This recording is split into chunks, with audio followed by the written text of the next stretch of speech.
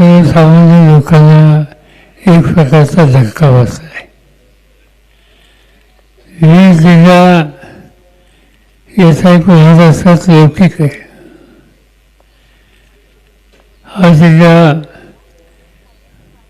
नेहमी पासून या नात्यानिमित्ताने जिल्ह्याशी संबंधित आहे. वारकरी संप्रदाय हे या जिल्ह्याचं वैशिष्ट्य आणि वारकरी संप्रदायाचा विचार घेऊन असं आयुष्य जगणार आहे. दुष्काळ पडल्यात ते त्याला तोंड देणार आहे.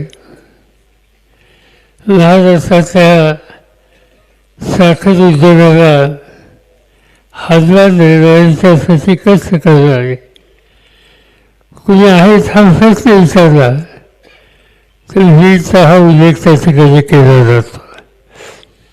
आणि अशा जिल्ह्यामध्ये जे काही घडलं हे कुणाला न फसणारं न सोचणारं अतिशय चमत्कारिक अशा प्रकारचं आहे. त्या तरुण सरपंचाची हत्या झाली. 15 वर्ष लोकांच्या पाठीमागं त्या पदावर बसण्याचं काम त्यांनी केलं. 15 वर्ष ज्याची निवड झाली त्याचा अर्थ लोकांच्या दैनंदिन सुखदुःखाशी संयम होणारा, वादविवादापासून दूर राहणारा असा हा तरुण कर्तव्यगार लोकप्रतिनिधी म्हणून तुमच्या गावामध्ये काम करतोय. जे काही घडलं त्याच्यात त्याचा काहीच संबंध नसताना कुणी येऊन कुणाला दंडाची दिली, कुणाला मारहाण केली आणि त्याच्याबद्दलची तक्रार आल्याच्या नंतर त्याची चौकशी ही करण्याची भूमिका घेतली.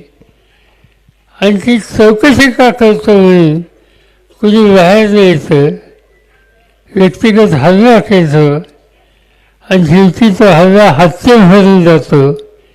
हे चित्र अतिशय गंभीर अशा प्रकारचं आहे. याची नोंद ही राज्य आणि केंद्र सरकारने घ्यावीच लागेल.